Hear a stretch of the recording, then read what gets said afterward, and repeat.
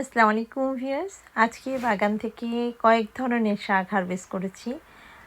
কারণ হচ্ছে জায়গার খুবই দরকার নতুন সবজি লাগানোর জন্য। সে কারণেই মূলা, তারপরে রেডিশ, আ তারপরে চাট এবং বিটরুট জাতীয় যে শাকগুলো রয়েছে, কয়েক মাস আগে লাগিয়েছিলাম সেগুলোকে হারভেস্ট করার চেষ্টা করেছি।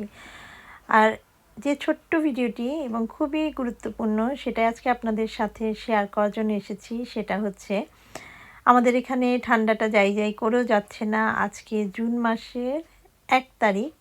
প্রচণ্ড ঠান্ডা যে বলার মতো না এবং সেই সাথে বাতাস।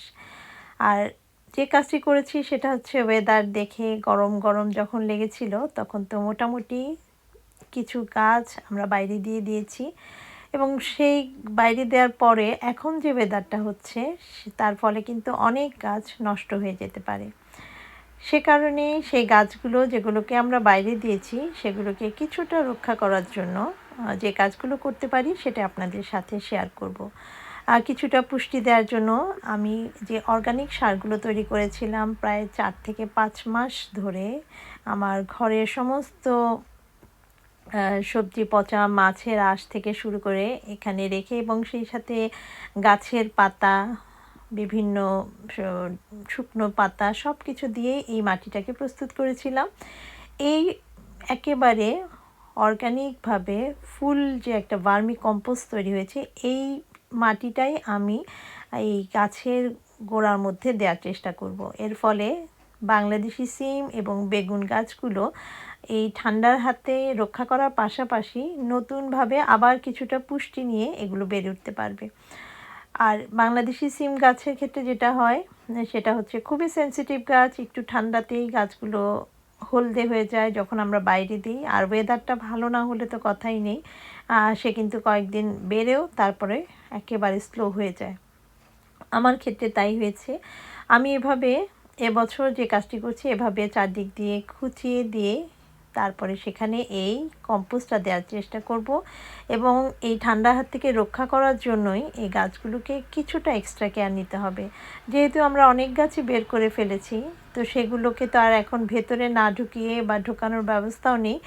সে কারণেই এভাবে করে যদি দেই তবে গাছগুলো এক্সট্রা পুষ্টিও পাবে এবং সেগুলোকে ঠান্ডার হাত থেকে রক্ষা করারও ব্যবস্থা করতে হবে। প্রথমে পুষ্টিটাই দিয়ে নিচ্ছি। এখানে বেগুন গাছের ক্ষেত্রেও তাই। আমি প্রায় ২ সপ্তাহ আগেই গাছগুলো বা ২ সপ্তাহ কম এই চারাগুলো, যেহেতু আমার একটু বেশি চারা ছিল, কিছু চারা আমি বাইরে লাগিয়ে দিয়েছি। যখন আমরা মাটিতে লাগাই একেবারে গ্রাউন্ডের মধ্যে তখন দেখা যায় একেবারে সমান হয়ে যায়। সেক্ষেত্রে মাঝে মাঝে মাটিগুলো খুঁড়িয়ে দিতে হয় এবং খুঁড়িয়ে দিয়ে যে কোনো সার সেখানে আশেপাশে দিয়ে দিলে সেই গাছগুলো কিন্তু খুবই হেলদিভাবে বেড়ে ওঠে। আমরা জাস্ট মাটিতে লাগিয়ে দিলে আর কোনো প্রকার সার বা যত্ন না করলে এবং একটু খুঁড়িয়ে না দিলে সেখানে এয়ার সার্কুলেশনটা থাকে না এবং গাছগুলো কিন্তু সেই ছোটোই থেকে যায়, যদিও গাছগুলো মরে যায় না।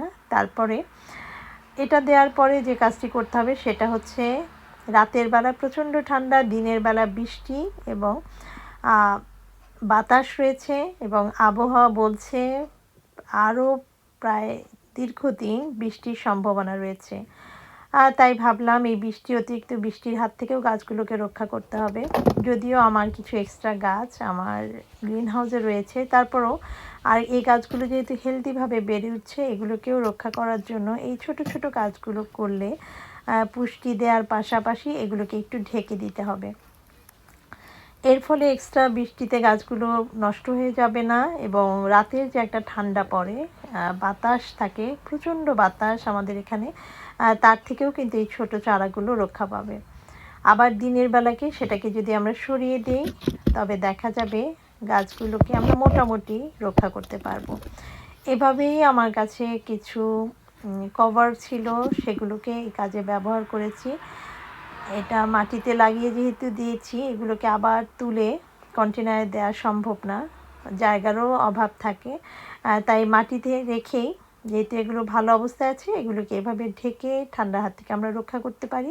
আপনাদের কাছে যদি পলি ব্যাগ থাকে সেখানেও এভাবে স্টিক দিয়ে একটু গ্যাপ রেখে যেন একেবারে গাছের সাথে লেগে না যায়, তবে কিন্তু একটু ইগলুর মতো করে যদি দেয়া যায় তবে দেখা যাবে সেখানে গাছগুলো একটু উত্তাপ পাবে এবং একেবারে নষ্ট হয়ে যাবে না। মূলত নষ্ট হওয়ার কারণ হচ্ছে অতিরিক্ত ঠান্ডা এবং বাতাসের কারণেই কিন্তু আমাদের এই গাছগুলো কচি কচি চারাগুলো নষ্ট হয়ে যায়। এই নষ্ট হওয়ার হাত থেকে এই ছোট দুটো কাজ করলে কিছুটা পুষ্টি দেওয়া, এই চারা থেকে বড় হওয়া পর্যন্ত 2 সপ্তাহের মধ্যেই কিছুটা এক্সট্রা পুষ্টি দেওয়া এবং এগুলোকে যতক্ষণ না ওয়েদারটা নরমাল হয় ততক্ষণ এগুলোকে একটু ঢেকে রেখে বাতাস এবং বৃষ্টির হাত থেকে রক্ষা করলেই এগুলো দ্রুত বেড়ে উঠবে। এগুলো খুবই সেনসিটিভ গাছ। আমরাও এখন গার্ডেনে গেলে বেশিক্ষণ থাকা যায় না, কারণ এতটাই ঠান্ডা বাতাস। আর গাছ বলে তো কথাই নেই, এগুলো অনেক ছোট গাছ। এগুলো এখনও মাটির সাথে যেহেতু সেট হয়নি, তাই এগুলোকে কিছুটা সাপোর্ট দিয়ে যেতে হবে। আশা করি আপনাদের কাছে আমার আজকের ভিডিওটি ভালো লাগবে। ভালো লাগলে প্লিজ আমার ভিডিওটি লাইকস, কমেন্টস এবং শেয়ার করতে ভুলবেন না। Thanks for watching. আল্লাহ হাফেজ।